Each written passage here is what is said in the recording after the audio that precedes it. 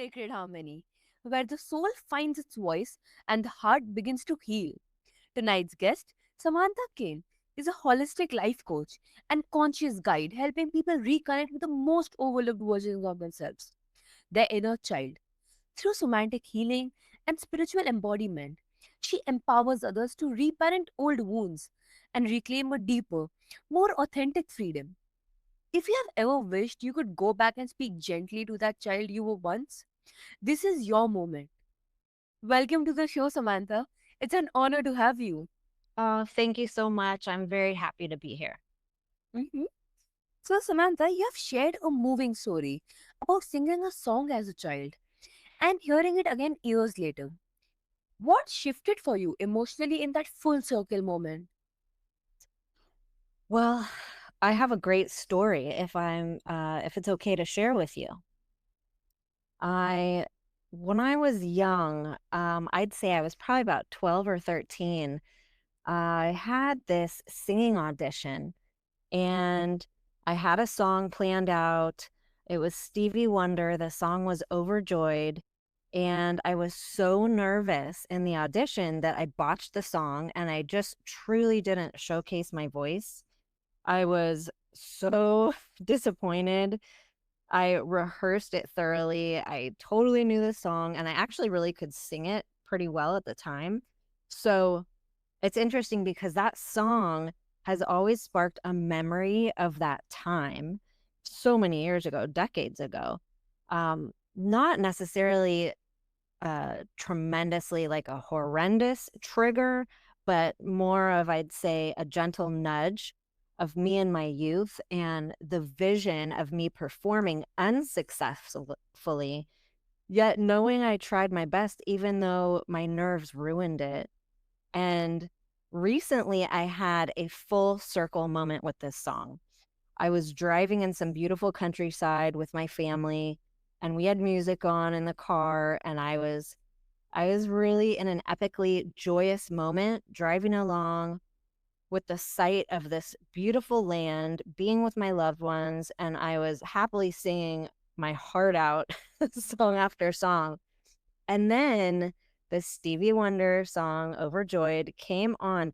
And as I started singing it, happy tears streamed down my face.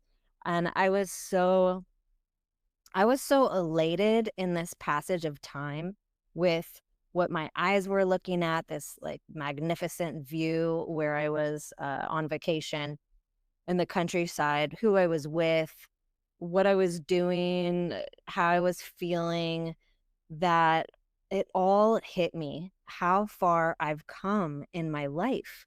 And, like building a sweet family, having adventures, and all the successes through my life that I realized I could send love and respect to that scared young part of me, afraid to sing in front of others.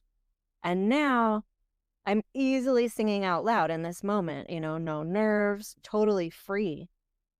So sending yourself healing in any moment is so freeing. It's so peaceful. And also music and memory go hand in hand over and over again throughout our lives. Like specific songs come on and it reminds us of specific people and places and feelings, and it's so magical. So to pause and get perspective of how far you've come with something is such an empowering way to honor your life's journey and all the mess and the growth and the sacrifice, the self-deprecation, perfectionism, tenacity or laziness, and whatever we've gone through and then later changed to finally see the beauty from where we were to where we are now, even if not exactly where we want to be, but somewhere enhanced and improved from who we were. It's such an underrated viewing that not a lot of people really reflect on. I think this is just so important.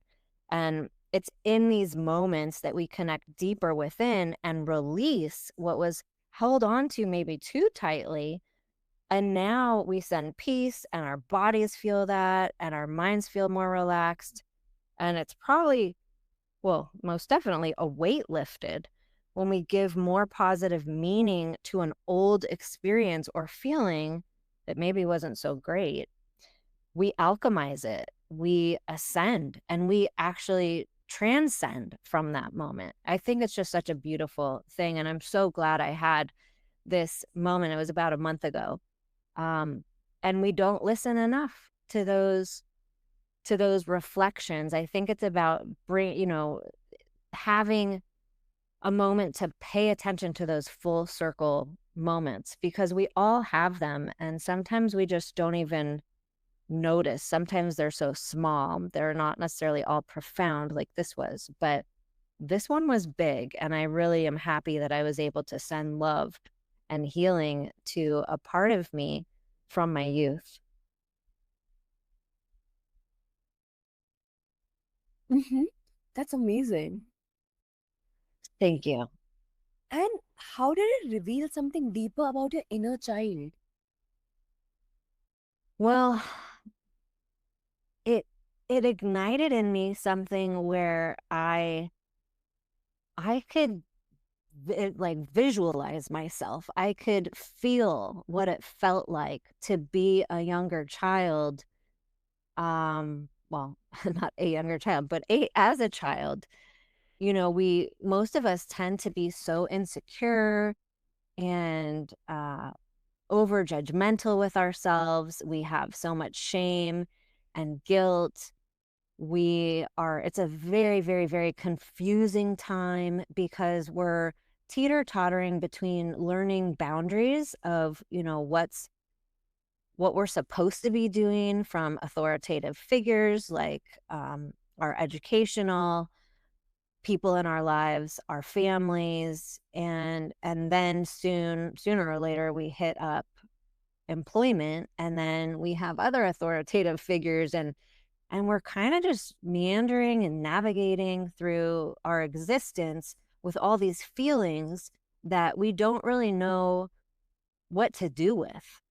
So it's childhood is not easy for anybody. And I think that one of the most important things you can do is have these profound moments or just I mean, they really are profound, even if you think they're small. I think they're so big to just take a moment and pause and think back to those highlighted times where, like the story I just shared. I mean, it's so real and it's a real honest part of my life because that wasn't just one time that happened to me. That's just a memory I happen to remember right now. But if I sat in quiet and I really thought back, there's so many times where I had that same feeling, excuse me, in a different setting, in a different environment. Maybe I was surrounded by different people, but it's the same kind of feeling of you're unsure of your footing, you're uncertain, you're confused, and then to flash forward and see where you are now and have a different perspective. It's the healing is incredible. It's insurmountable and it's almost you can't even really put so many words to it because it's so heart expanding. But it's also a lesson in forgiving ourselves for who we were being in the past because again, we are so hard on ourselves all the time. Even if it was something you maybe said 5 days ago, it doesn't have to be, it's healing our inner child, yes, of course, but it's also healing what we said 5 days ago that we might not resonate with now. We're always in states of evolution of ourself, and to learn to be in the flow and do our best to just know that we're doing our best and really be a little bit more gentle with ourselves is very, very helpful in all the self growth. Mm-hmm. And it's incredible how songs, smells, or places can unearth buried emotions and show us how far we have come. And we are still healing. Yes, absolutely. Um, I know anybody can just think of one song. It could be your favorite song, but I mean, it's also a synchronistic thing where you turn on the radio and it could be that maybe somebody that passed sent you that lyric in that song when you turned on the radio or turned on your music, however you listen to your music, not necessarily the radio, but there are very beautiful moments that if we are open to it, we can attune to our senses. And we have angels on the other side that send us messages through music as well. So that's another aspect to the beauty of our growth. When we're sent these signs with lyrics or uh, just the specific frequency of music, even alone, those can be, of course, whatever is in the wording of the music could be a specific message, but it also could just be an affirmation that where we are in this moment is it's just a confirmation to us that we're being we're safe, we're protected, we're being guided, um, and that we're okay and that everything is good. And it's like a way to just raise your head up, raise your chin up and say, okay, I got this today. Even if you're not in a bad mood or sad, it's just, it doesn't even matter the mood you're in that moment. It just matters to bring the awareness into these moments. We miss a lot of magical moments like this. So when we attune to it and when we're aware, music has a lot of healing properties in so many different ways, as we all know. But taking it a step further, there are messages for us as well. Sometimes when we just tune into a song. Mm-hmm. 100%. And you guide others to talk to their inner child. What does that look like in practice? Especially for someone who feels distant from their younger selves. Great question. Thank you. So this looks very differently for my various clients because everybody has a different background and it depends how extensive their trauma, if they had any, which many of us had, myself included. um, just there's a lot to heal, and every person has a different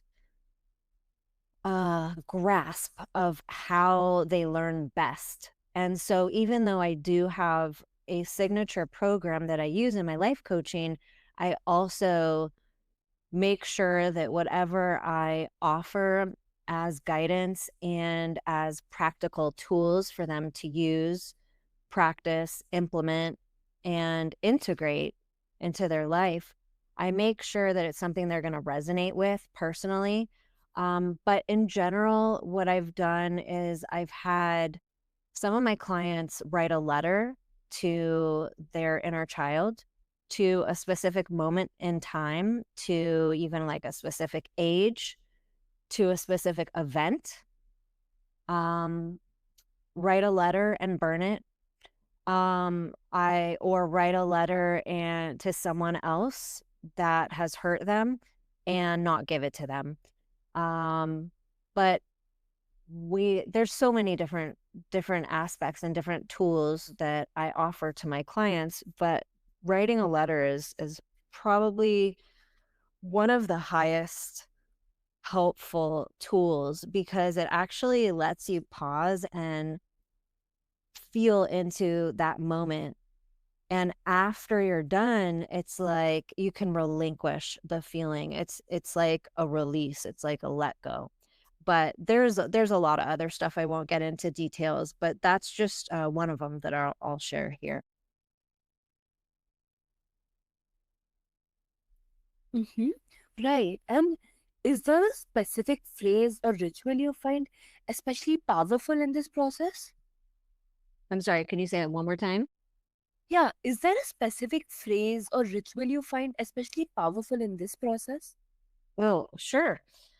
Um, well, I have a lot, but I'll pick one. I think one of the most powerful phrases that I use so often that anybody that knows me knows that I use this phrase. It's be here now. As the great Ram Dass had brought awareness to, it's just, being present with the now. And I think even though this isn't a specific quote or reference toward inner healing empowerment, I think it's just such a blanket statement for anything that anyone is going through, because we have to be where we are in this moment. So many people get stuck in the past, and so many people don't release what they're just so tightly wound to an event or to a person or a circumstance or that feeling even, and they carry it with them for years, and it does so much harm to the body and to the mind, and it brings all of that chaos, and distracts and disrupts us from being our full embodied self at the present time. So, in order to be able to release any toxicity, any negative emotion, we really need to bring it into the present time. And doing this can be, of course, we can write a letter to our inner child, but also being present with ourself, we can have and choose to have a different perspective. Where are we right now? Where can we find gratitude in how far we've come? I've actually worked with quite a few people that have told me, and it surprised me actually. Um, Sam, some of them call me Sam or Samantha. I have never, or I have hardly really stopped and seen myself where I am now.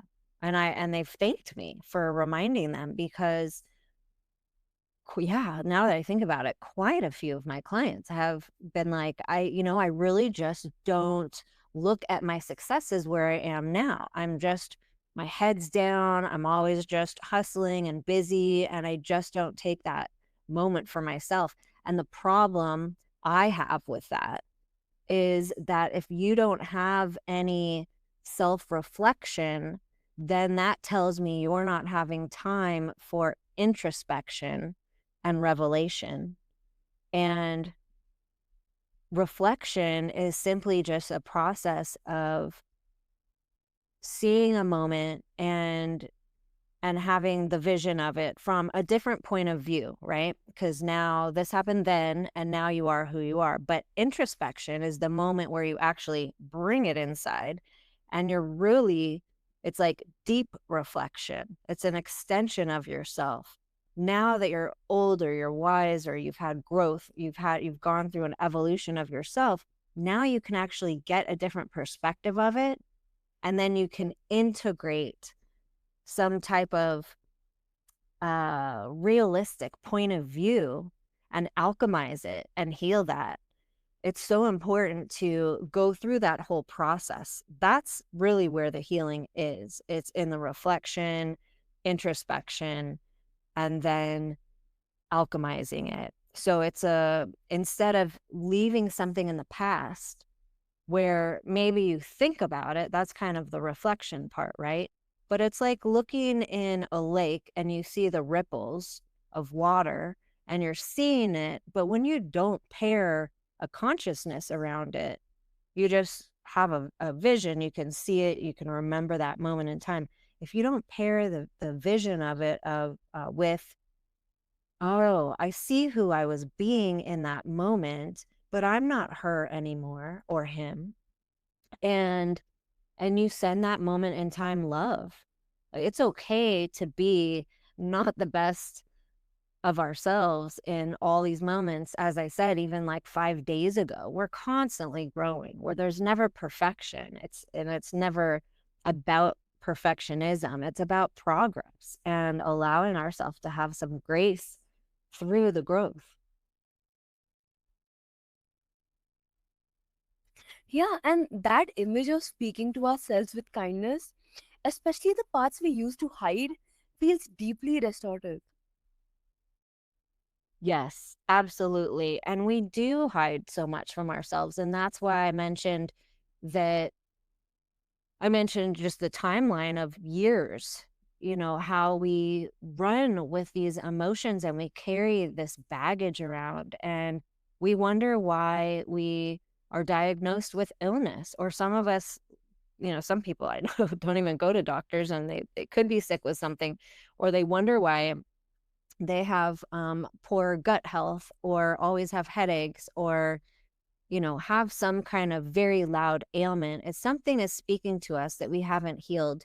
And the body is so connected, of course, to the mind. If there's something that we've been challenged with over and over, and we're not listening to the voice of reason, which is our instinct and our inner voice telling us the reason your body is having this symptomatic response is because you haven't healed something from your life and you're not looking at the connection.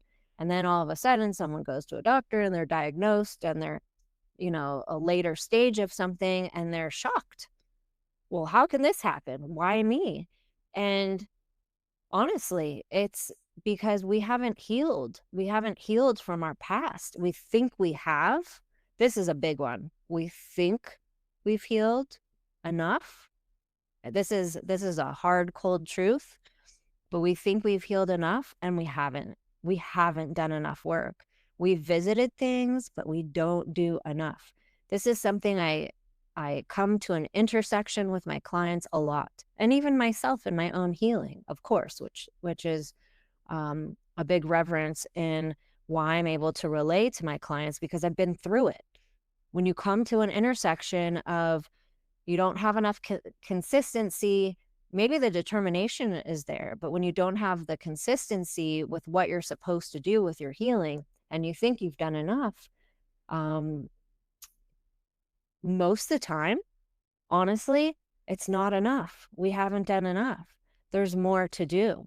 And it's hard. It's hard to face ourselves. But the truth is that if we don't offer ourselves enough time and grace to go through what we need to, because there's that loud voice inside that's telling us, that, okay, it's not necessarily that I always thought I didn't look great in my clothes or, that I had an attitude growing up. And it's not any problem that you had growing up, anything, right? It's not just that. It's that we're not paying attention now to the honesty of it. We're not vulnerable enough with ourselves. And when we're not vulnerable, we're not being true to who we are and we're not really solving the problem. That's why I say a lot of people think they've done enough, but they really haven't. Hmm. Definitely. And how do old patterns or nervous system responses from childhood continue to shape our adult choices without even us realizing? Oh, yeah. I mean, it's a subconscious thing, isn't it? It's a very it's like, it's like a hum. It's like a low hum in your life where something is always in the background. Or another example could be when you have all your tabs open on your computer or on your phone.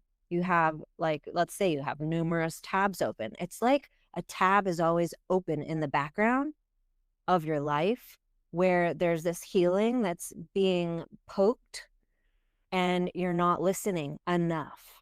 Maybe you hear it, maybe you've done some things, maybe you've seen a couple doctors, and some of you will even say, I've seen every doctor, I've done everything, I've gone to a therapist for 20 years, I've done it all. I can't tell you how many times I've heard from friends, from clients, I've done it all.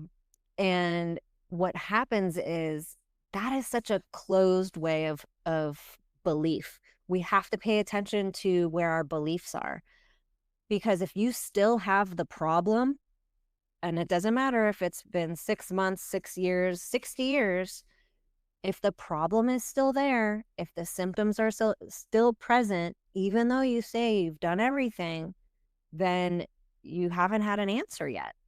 So we shouldn't be so closed minded. And that's why I love working with open minded people who don't necessarily say, I've done everything. Most of the people I work with will be open enough to say and to switch out that thought system, that mindset, and reframe it. We rewire their brains to saying, okay, I thought I did enough, but now that I'm being honest with myself, I don't think I did, because these symptoms are still showing up. I'm not I'm not fully healed yet. I didn't get the connection enough yet to where I can repair how I feel in my body, where I feel more of a higher frequency living. And I really want to get there. And when people pair their mindset with that, they really go so much further. They get really a lot closer to their healing. Uh-huh. And sometimes the body remembers what the mind has long buried. And that's where real healing begins. Yes, absolutely. And that's well said. It is the body does remember, and we don't give enough credit where credit is due, because we can go to all the doctors in the world, or we can have 15 different coaches and different things, and some people aren't even doing anything where they really should do something. But the point is, it's so effective to be open and understand that if you feel a little gentle nudge, if you feel a little push, if you feel a little poking of your body, and then especially if you hear the loud one, to listen and stay connected with yourself. And if you're unsure how, meditate, do breath work, do journaling, work with someone like myself, and really get into it. But the key is to have an open mindset throughout the whole thing, and you really will get somewhere way better than when you started, when you do this consistently and you're dedicated to feeling better every day. Mm-hmm. 100%. Your inner child is not just a memory, it's a guide, waiting to be heard and healed. Thank you, Samantha, for reminding us that the past doesn't need to be erased. It can be rewritten with love. And to everyone tuning in, go gently, go inward, and offer your younger self the words they needed then, and that you still need now.